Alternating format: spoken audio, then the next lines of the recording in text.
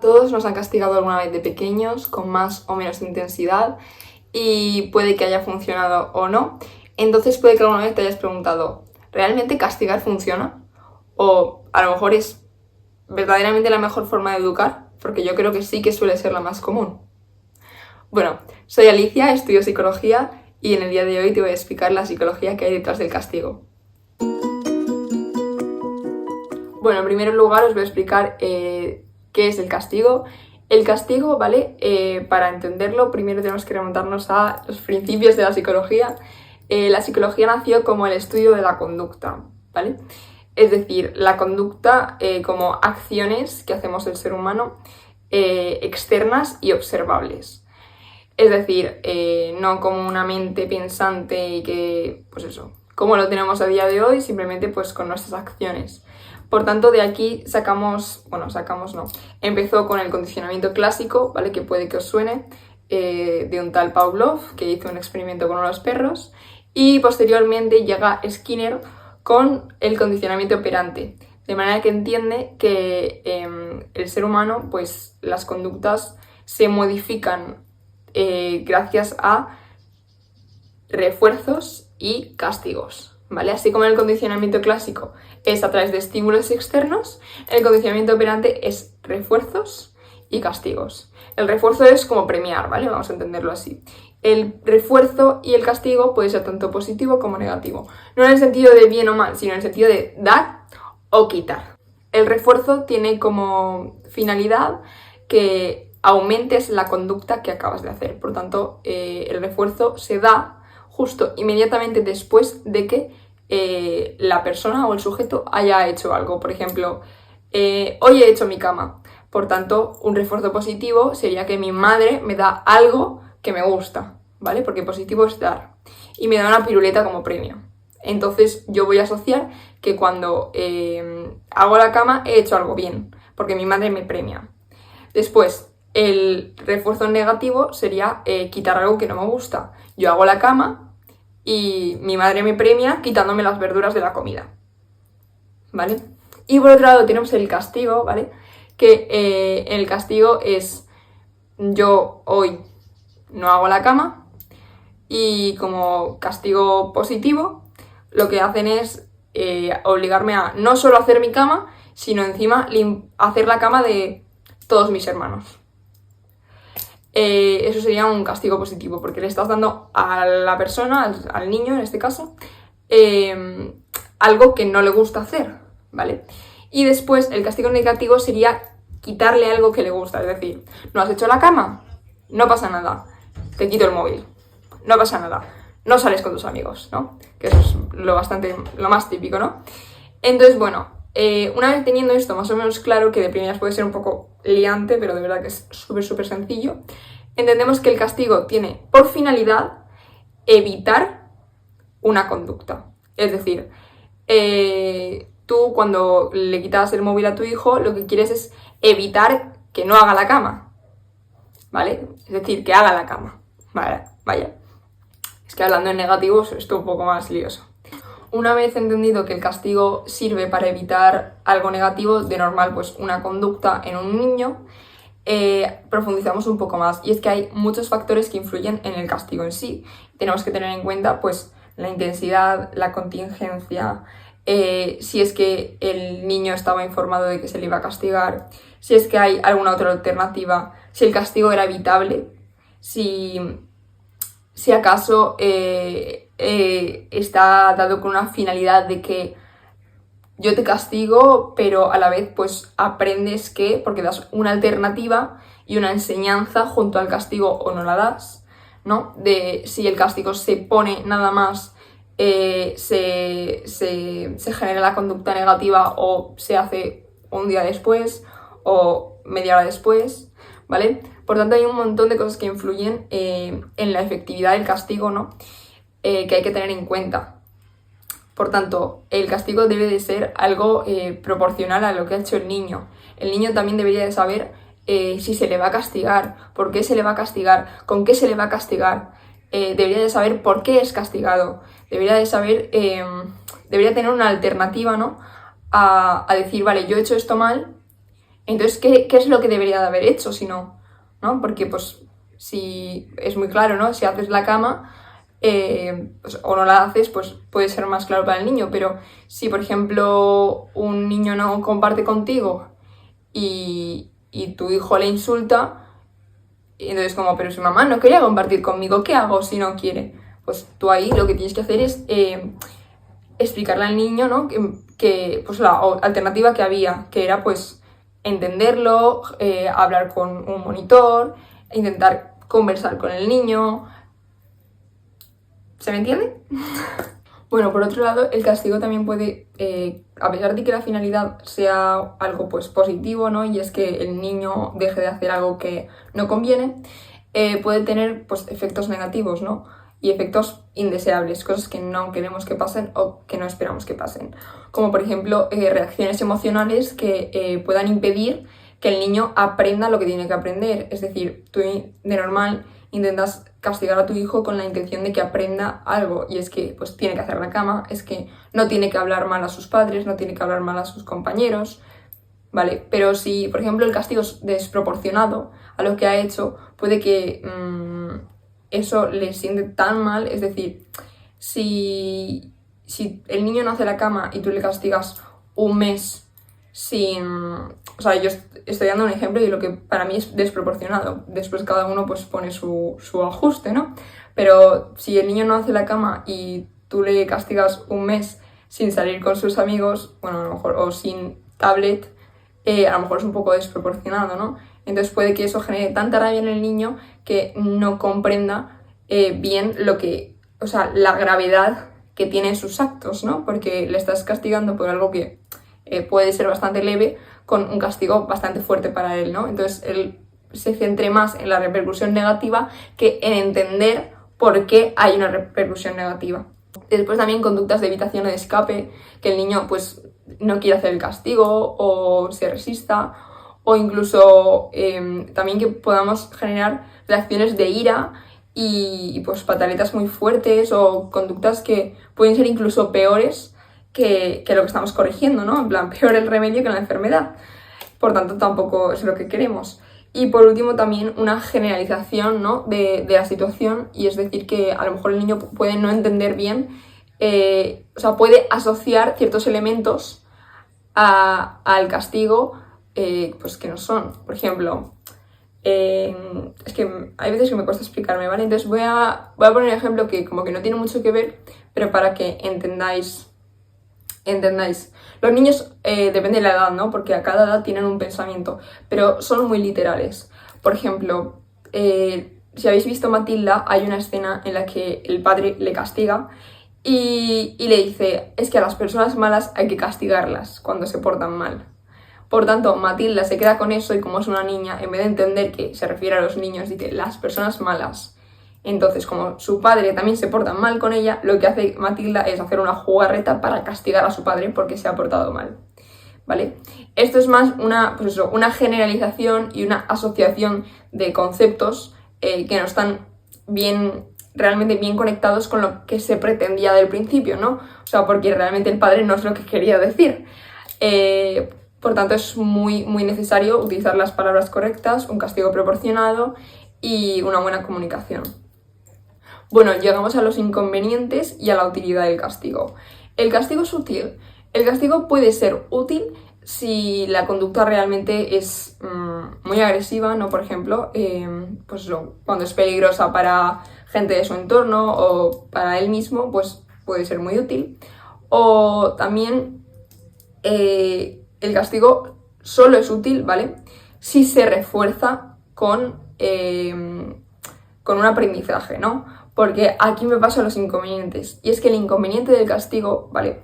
Es que no se aprende. Con el castigo no se aprende. Y tú dirás, ¿cómo que no? ¿Cómo que no? Y todo lo que hemos hablado antes, te explico. No se aprenden conductas nuevas. Es decir, si tú me castigas porque no he hecho la cama, vale, pero ¿qué se supone que debería de haber hecho? Hacer la cama, ¿no? Vale, pues tú con el castigo no aprendes que tienes que hacer la cama. Aprendes que el no hacer la cama está mal, ¿vale? Aquí es muy fácil porque hacer o no hacer la cama solo hay dos opciones, ¿no? pero es como lo que he dicho antes. Si un niño habla mal a un compañero y se le castiga por eso, pues él puede entender que hablar mal a un compañero está mal, pero no puede entender cuál es la otra posibilidad. Entonces, ¿qué debería de hacer? Por tanto, si el castigo no se le acompaña con una corrección y un refuerzo, es decir, un refuerzo es cuando el niño haga bien lo que tiene que hacer, es decir, si un niño suele hablar mal a sus compañeros, se le castiga, se le explica qué es lo que tiene que hacer y cuando lo hace, se le refuerza, es decir, uy, qué bien, Pepe, oye, qué bien, qué amable, qué de buen humor estás hoy, qué agradable es hablar contigo hoy, ¿no? Se le refuerza, vas a promover que ese castigo haya sido eficaz, porque si no, no sirve de nada castigar. Es decir, si no, solo vas a provocar miedo y confusión en el niño. Y también, por último, puede que el castigo pueda incluso ser refuerzo para ciertos niños. Es decir, en las ocasiones en las que un niño quiere llamar la atención, si le castigas, le estás dando esa atención que quiere. Por tanto, no le estás castigando, le estás reforzando. Y la próxima vez va a hacerlo más, ¿vale? Por tanto, todo esto sería como la teoría del castigo, ¿no? Pues cómo tiene que ser, qué consecuencias tiene, la utilidad, los inconvenientes, los efectos inesperados que podemos encontrar. Y ahora, si te has quedado hasta aquí, te voy a dar unos plus, que es cómo adquirir y cómo suprimir conductas, ¿no? Cómo castigar y cómo premiar, ¿no?, al niño para que, pues, aprenda lo que tiene que aprender o lo que quieras que aprenda, ¿no? Bueno, encontramos 3 técnicas para la adquisición de conductas. El modelamiento, el principio de Premack y la economía de fichas, ¿vale? El modelamiento es básicamente el dar ejemplo, el acompañar, el ayudar, y hasta que llega un momento en el que el niño sea capaz de hacerlo solo y ahí refuerzas, es decir, ¡qué bien! ¡Qué bien! Lo has hecho sin ayuda. ¡Ay, qué contenta estoy! ¿Me explico? ¿No?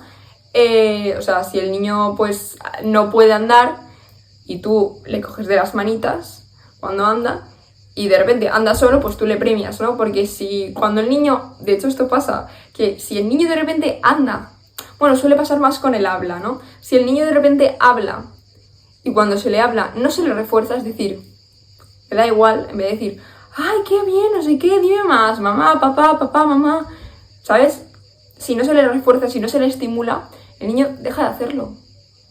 Por tanto, lo que queremos es que hable, ¿no? Por tanto, un modelamiento, es decir, un ejemplo y un refuerzo, el motivar y el acompañar y el premiar que lo haga. Posteriormente, el sistema Premack, sistema principio de Premack, ¿vale? Básicamente es cuando una conducta de baja frecuencia va acompañado de una conducta de alta frecuencia. ¿Cómo es esto?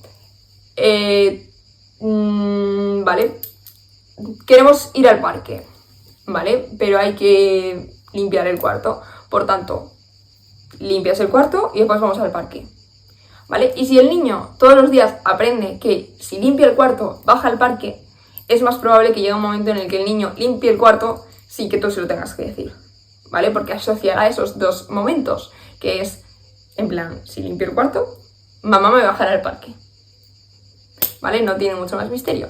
Y por último, la economía de fichas, que la economía de fichas es algo que también nos están ganando los adultos por un montón de cosas y es algo que se utiliza mucho en marketing y es básicamente pues el dar, por ejemplo, cuando tú compras en Shein y te dan puntos para que compres más, o te dan cupones, te dan descuentos, pues es justo eso.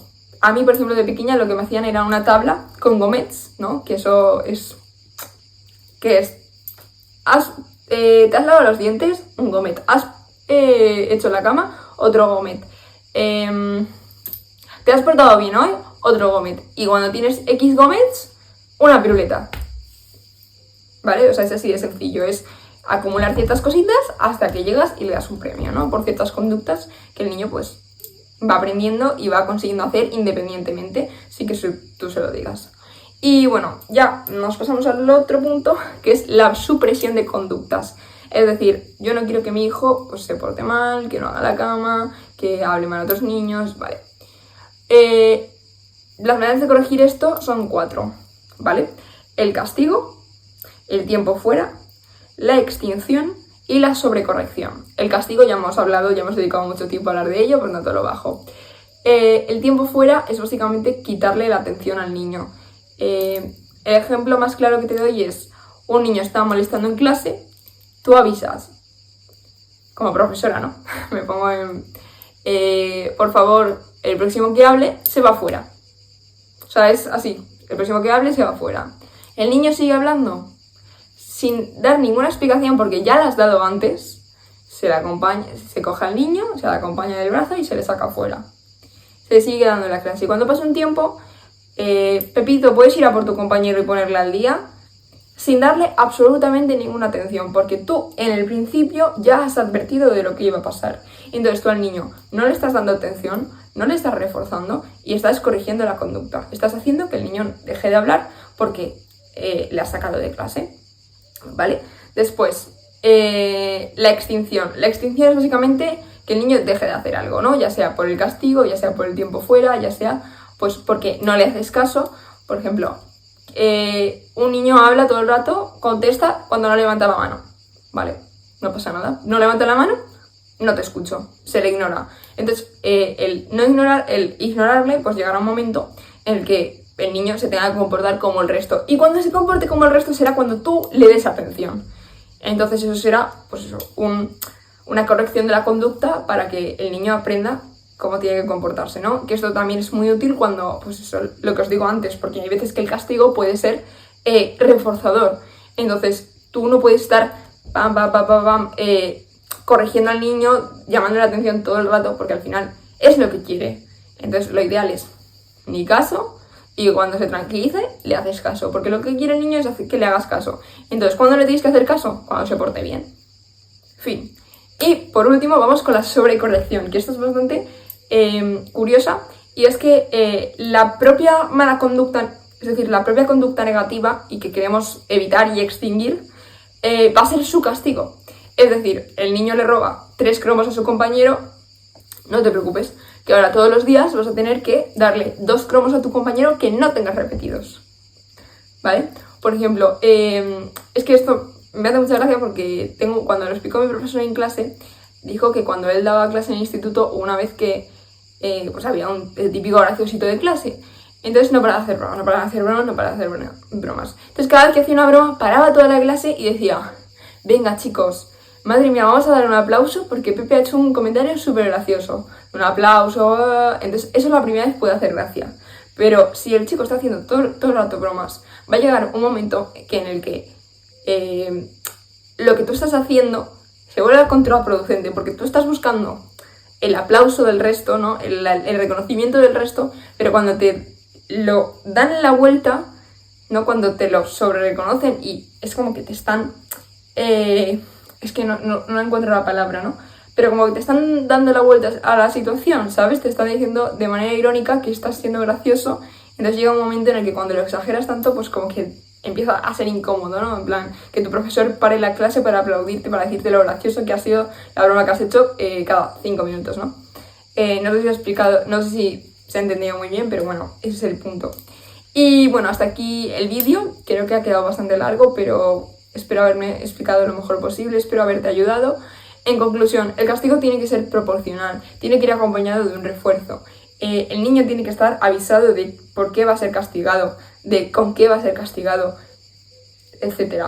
Y por tanto, y también se le tiene que avisar, se le tiene que poner un límite y también el castigo tiene que ser en el momento, ¿no? O sea, tú no puedes castigar a un niño 3 semanas después porque va a desasociarlo y no va a entender por qué le castigas 3 semanas después y no en el momento.